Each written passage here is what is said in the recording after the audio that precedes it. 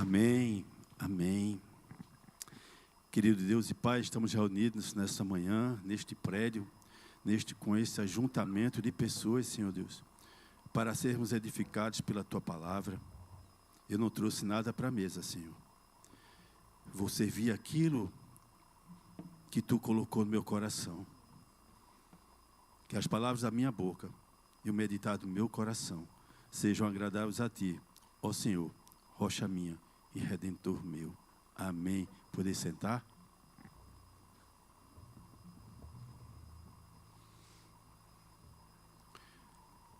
Essa passagem, ela já está no meu coração já há algumas semanas.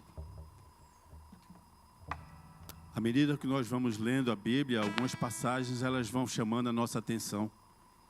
E essa chamou e eu preparei. Ela já estava na minha mente já há algumas semanas, como eu disse. Mas o primeiro esquente foi no círculo de oração na quarta-feira. Mas eu queria mais do Senhor. E assim eu fui lendo, relendo, orando, para que Ele me mostrasse quais as verdades que Ele quer que eu exponha para vocês nessa manhã. Essa leitura, essa passagem, ela nos conduz a um cenário de crise profunda, seca. Nos dias do profeta Elias, Israel vivia sobre o reinado de Acabe, um rei mau, muito ruim. Um rei que havia se afastado de Deus. Acabe foi casado com Jezabel e cultuava Baal. Baal era o deus da fertilidade, da tempestade e da chuva. Como consequência disso, veio a seca severa. Cadê aquele Deus da chuva, da tempestade? Aquele Deus, aquele Deusinho, que era cultuado como Deus da fertilidade, da chuva, da tempestade, ele não foi capaz de aplacar a seca que o Senhor enviou para aquele povo. Porque só há um Deus. Só há um Deus. Era um tempo de escassez, medo e incerteza. E é exatamente nesse cenário que Deus manifesta a sua graça. Ele envia seu profeta não a um palácio, mas a uma viúva, pobre, estrangeira e em Sarepta. Sarepta não ficava em Israel. Ela ficava mais ao norte, no reino da Fenícia. Um tempo de muita escassez, de muita secura. O nosso Senhor Jesus Cristo relembra esse episódio lá no Evangelho de Lucas, no capítulo 4, versículos 25 e 26. E Jesus mostra que Deus não está limitado a lugares, pessoas ou sistemas. Muitas vezes eu vejo pessoas querendo colocar Deus numa caixinha, limitando o seu agir, o seu poder. E coloca essa caixinha ali numa prateleira, para só pegar aquela caixinha, abrir no tempo que assim desejar, que precisar. Mas Deus não é isso. A sua graça alcança os improváveis. Nós não podemos limitar a graça de Deus. Nós não podemos dizer aonde Ele vai agir, para quem Ele vai agir, quando Ele vai agir e em quem Ele vai agir, através de quem Ele vai agir. Se você pegar a sua Bíblia e abrir logo no início do capítulo 17, versículo de 1 a 5, você vê Deus ordenando a Elias para que ele vá e se apresente a esse rei, Acabe, e lhe diga: vai haver uma sequidão, uma seca, não vai cair chuva e não vai ter sereno, orvalho, durante um tempo. E só vai voltar a chover após eu liberar uma palavra. E essa palavra só seria liberada depois que Deus ordenasse. E depois Deus disse, agora se retira, para você ficar quietinho. Você vai ficar um tempo à beira de um rio, de um riacho, e eu vou mandar corvos te servirem pão e carne 2 vezes por dia, pela manhã e à tarde. Tu crê nisso? Tu crê nisso? Primeiro Deus diz, vai na frente desse rei e diz para ele que esse Deus a quem ele cultua é um Deus fraco. Já que ele está cultuando Baal, eu vou mostrar para ele quem é o verdadeiro Deus. Já que esse Deus é o Deus da fertilidade, da chuva, da tempestade, eu vou mandar seca para esse lugar. Vamos ver se esse Deus tem força mesmo para mandar chuva. Teve? Não. Mas naquele tempo o riacho estava secando. E Deus diz de novo para Elias, vai lá para Sarepta. E lá tu vai ter uma viúva que vai te alimentar. Olha para isso. Deus disse para aquele homem que ele vá para o estrangeiro, para uma outra terra, para ser alimentado por quem? Por uma improvável. Para ela ser alimentada por uma mulher viúva, pobre, sem recursos. Ela não tinha mais nada. Isso nos mostra que Deus não faz da forma que nós pensamos. Ele usa as pessoas improváveis. Elias creu e prontamente ele foi ao encontro daquela mulher. Ele foi para aquela cidade. E eu fiquei pensando, sabe? Como é que ele ia ver aquela mulher? Como é que ele ia distinguir uma viúva? Tem uma placa na testa daquela mulher dizendo, eu sou viúva pobre? Não. Mas havia características. Viúva naquela época estava destituída de toda segurança, porque o cobertor dela, aquele que supria suas necessidades, era o marido, era um filho mais velho. Mas ela tinha uma característica, facilmente reconhecida, é pelas suas vestes. E eu fiquei pensando, será que ela se vestia de preto? Talvez. Mas normalmente elas se vestiam de panos de trapo. Roupas muito simples. Não usavam adornos, nem perfumes. E colocavam um véu para cobrir a sua face. E ao chegar na porta daquele lugar, Elias reconheceu a viúva. E direto foi para ela.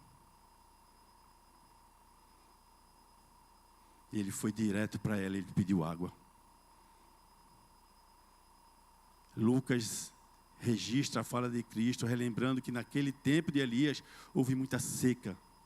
E essa seca, ela durou 3 anos e meio. 3 anos e meio.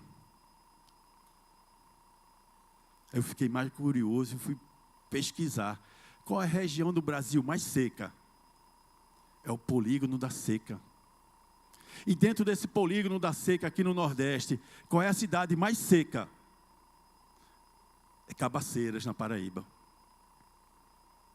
Chove apenas 2 meses por ano, entre abril e maio. Cerca de 350 milímetros. Ou seja, essa cidade fica sem chuva cerca de 10 meses por ano. Você sabe quanto choveu aqui na quinta-feira? 200 mililitros. 200. No único dia, botou Recife de cabeça para baixo e região metropolitana. E essa cidade de Cabaceiras, eu penso, Bruno, que a água caindo, antes de tocar no chão, já está evaporando, de tão quente que é o lugar. Essa cidade, ela passa 9 meses sem água, 9 a 10 meses sem água. Israel, naquela época, experimentou uma seca de 3 anos e meio. 3 anos e meio de pobreza, solo seco, rachado, não tinha nada. Não tinha cultivo, não tinha alimento. Vocês estão entendendo a situação, o cenário em que se encontrava Israel naquela época? Hoje nós vamos aprender 3 verdades que podemos extrair desse texto. O que significa depender totalmente de Deus. A primeira verdade é a realidade da escassez. A viúva vivia uma realidade extrema, sem marido, sem renda, sem proteção social. Ela não tinha vale nada. Não tinha vale água, não vale cesta, vale botijão de gás. Ela não tinha nada. Ela não tinha nenhum programa de governo que pudesse suprir as suas necessidades. E ela declara: vou preparar o último alimento e depois morrer. Isso não é pobreza. Isso é situação extrema. Isso é puro desespero. Quantas pessoas hoje estão assim? Sem esperança, sem direção, com medo do amanhã, a ansiedade topando no máximo, sem saber o que vai acontecer amanhã e não se permitindo viver o hoje. Há pessoas aqui que estão amanhã, estão na terça-feira, estão na quarta-feira, mas deixa eu lembrar para você que hoje é domingo de manhã e você está na casa do Senhor e você está recebendo dele, a porção dele para a tua vida nesse momento, amém? Diante de todo aquele cenário, talvez você possa parar e dizer: Deus esqueceu de mim. Deus esqueceu daquela mulher. Deus mandou aquele homem de um lugar para o outro para viver lá. A palavra diz que Deus diz: vai e passa um tempo lá. Tu vai viver aquela seca ali, naquele lugar. Mas observa, Deus viu aquela mulher. Deus conhece a necessidade daquela mulher. Deus sabe o seu nome.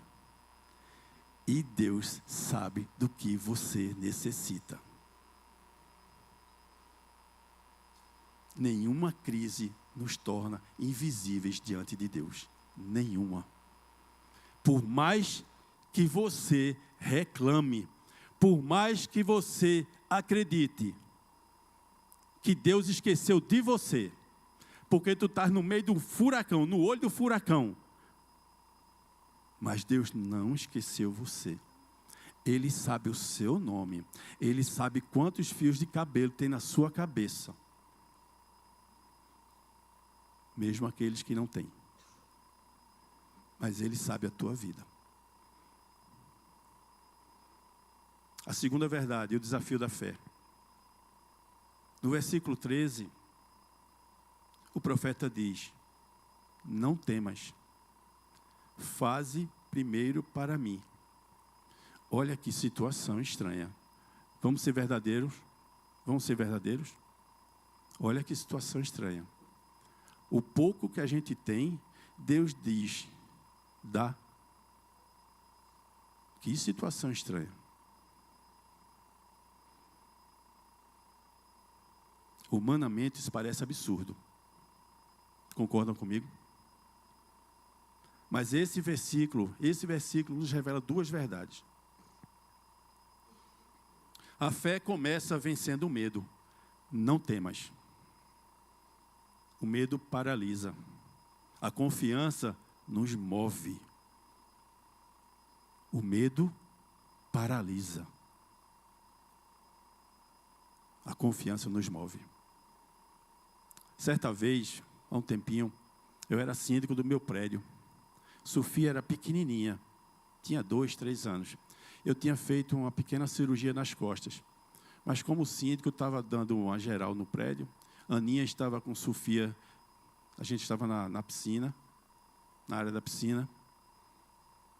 E eu fiquei olhando, enquanto eu observava o prédio, que é uma parte mais alta, quando eu olhei, Sofia correndo.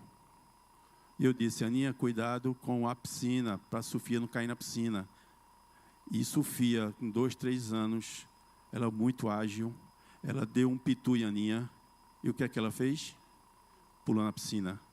E eu disse, Aninha, Aninha, e Aninha parou. Aninha travou. E o que é que eu fiz? Pulei na piscina.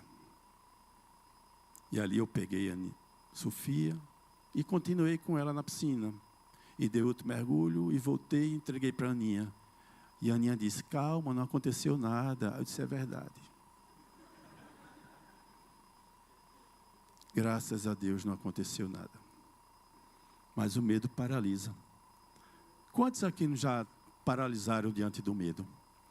Quantos não estão paralisados diante do medo, da incerteza, da insegurança? A fé, a confiança nos faz continuar, nos faz progredir. Se você não crê, se você não confia no Senhor, você vai continuar estacionado, inerte, paralisado. Você não dá um passo. E se der um passo, vai dar em total incerteza. A segunda verdade desse versículo. Deus requer prioridade. Faze primeiro. Faze primeiro. Não porque Deus precise, não, Ele não precisa de nada, meu nem seu. Mas porque nosso coração precisa estar alinhado com a vontade dEle. É confiar no Senhor. Agora reflita. O que você faria no lugar dessa viúva?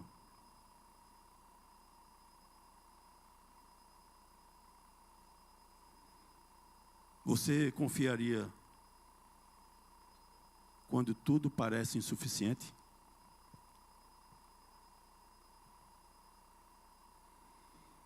Você colocaria Deus em primeiro lugar na escassez? Tudo o que você tem hoje, que se você entregar, você vai dizer, eu vou dar, mas em seguida eu morro. Você entregaria?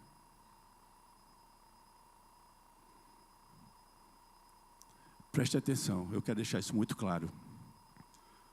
A viúva, ela não está comprando um milagre. Ela está respondendo à palavra de Deus.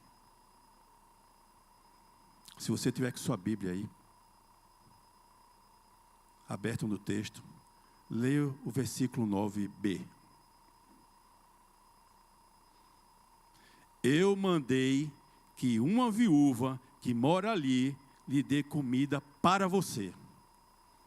Deus já tinha falado com aquela mulher. Deus já tinha colocado no coração dela para ela alimentar e dar água para aquele homem. Um desconhecido. E ela daria tudo o que ela tinha para ela e para o filho. O texto nos mostra que aquela viúva foi e fez o que o profeta Elias lhe pediu. Sabe o que é isso? Isso é fé prática. É ouvir e fazer.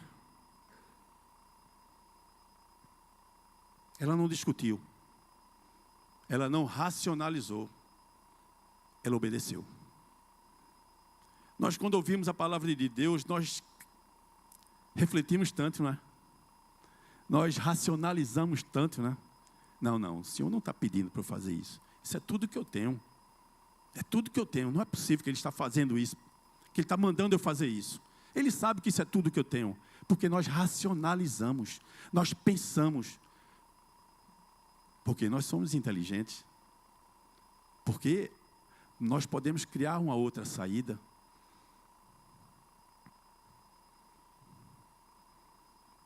A fé não é apenas sentir, queridos. É agir conforme a palavra de Deus, mesmo quando não vemos o resultado imediato. Mesmo quando não vemos o resultado imediato. A pedagogia nisso. Quando Deus nos coloca num lugar, numa situação, é para que nessa situação nós possamos aprender algo. Meu bispo Alexandre Ximenes sempre diz, é pedagógico. Deus não nos leva para o deserto sem nenhum objetivo. Ele nos leva para nos ensinar algo. A terceira verdade, queridos, a provisão de Deus.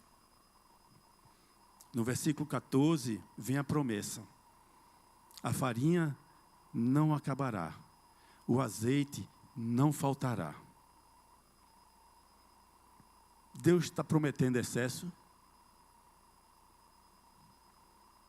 O Senhor envia o nosso sustento diário. Não havia estoque.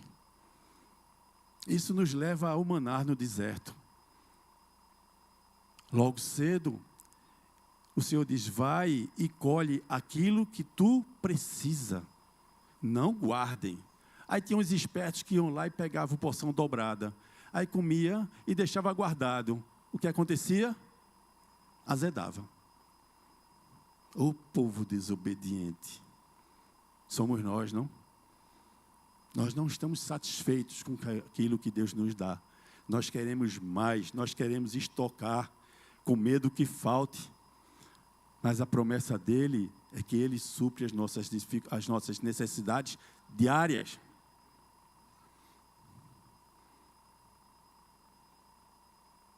Havia dependência diária, e isso aponta diretamente para Cristo. O nosso Senhor Jesus é o verdadeiro pão da vida. Tu crê? Amém, Senhor. 3 disseram amém.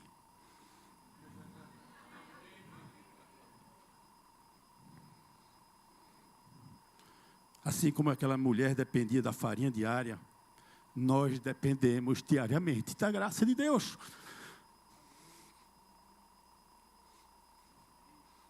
Nós dependemos dele e de mais nada. Ele é suficiente.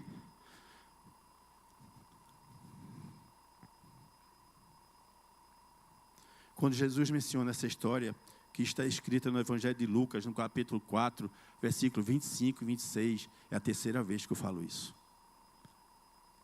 É a terceira vez. É para que você anote e você mais tarde na sua casa você leia. Ele está confrontando Israel. Ele está confrontando o povo dele. Ele mostra que uma estrangeira confiou, enquanto muitos em Israel não creram. E ele está fazendo isso também hoje pela manhã, aqui nesse lugar. Onde pessoas que não são da igreja confiam mais em Deus do que o povo dele que está dentro da igreja ouvindo a palavra dele. Tem pessoas lá fora que não botam o pé na igreja, mas se comportam melhor do que um cristão. Nas suas atitudes, nas suas ações.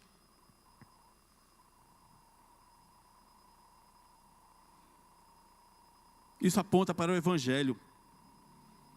Cristo veio para todos, até para os improváveis, para os que nada têm. Para os que nada têm. E hoje ele nos convida não apenas a crer na provisão, mas crer nele como provisão. Amém. Quantas vezes nós queremos em excesso, mas Deus nos concede aquilo que nós precisamos dia a dia. Deus age na crise. A escassez, ele não limita Deus. Não limita. O medo precisa ser confrontado pela fé. A palavra de ordem agora é: não temas. Não temas. Não tenha medo.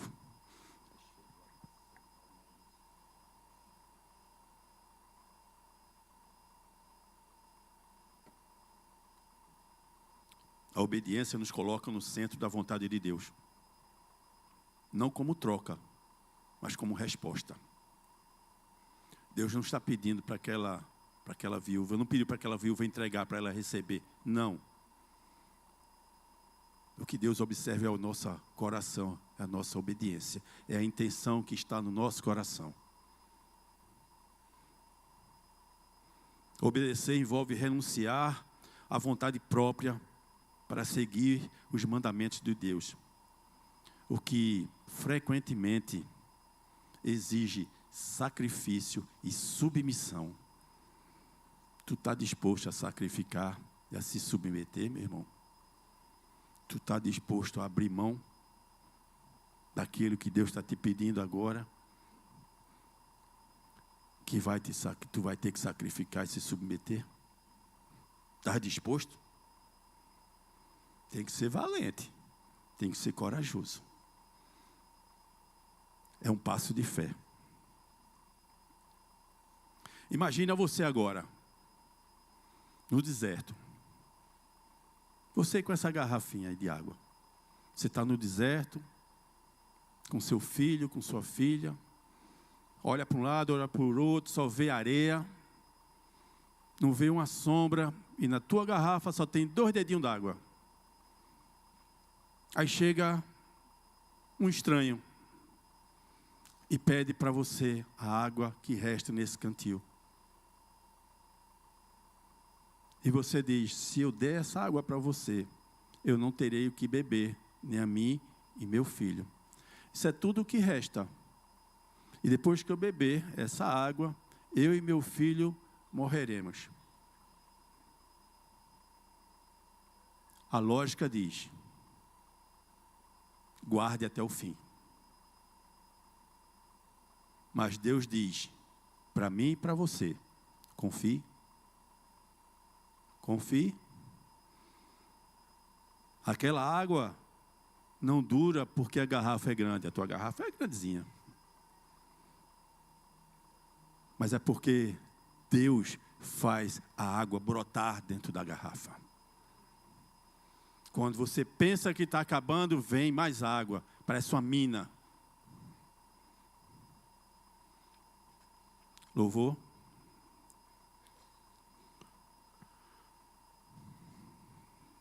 Esse versículo 13, ele nos confronta. O que você está segurando com medo? O que você está retendo, acreditando que se perder, você vai morrer? O versículo 14 nos consola. Deus é fiel para nos sustentar, para suprir as nossas necessidades.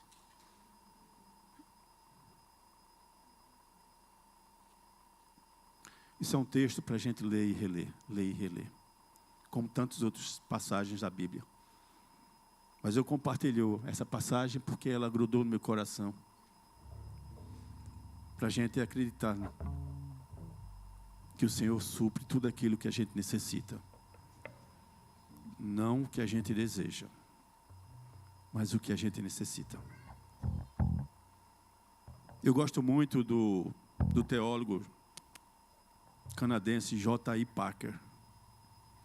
E eu fui procurar uma citação baseada nesse texto sobre a confiança de Deus.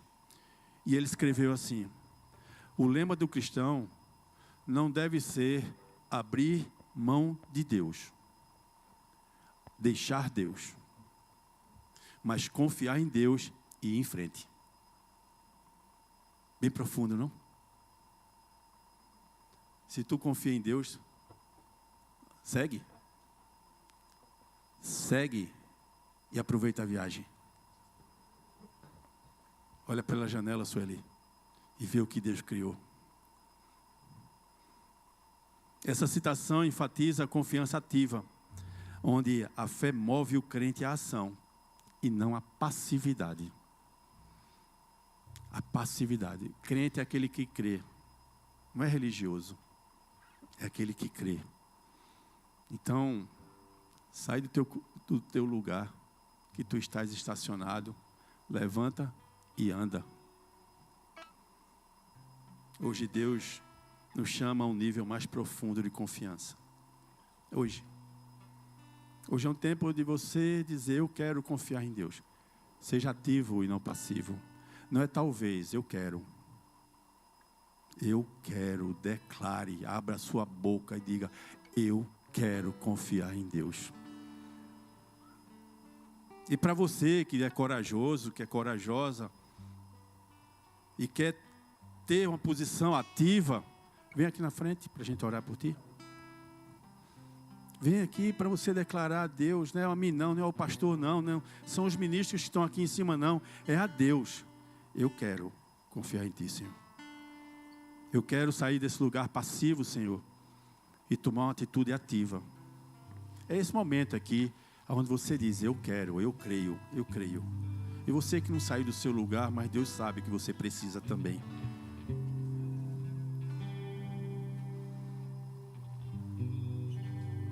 Senhor, ensina-nos a confiar em Ti acima das circunstâncias. Quando tudo faltar, que a fé nunca nos falte. Quando o medo vier, que a Tua palavra nos sustente. E que encontremos em Cristo o verdadeiro sustento para a nossa alma. Amém. Não tenham medo, querido. Dê um passo, ande, confie, porque Ele está fazendo muito mais do que você possa pensar ou imaginar. Deus age no tempo dele e não no nosso. Simplesmente sai e anda, como Ele diz: ide, saiam da posição de estacionamento e andem em nome de Jesus. Amém. Poder voltar aos lugares.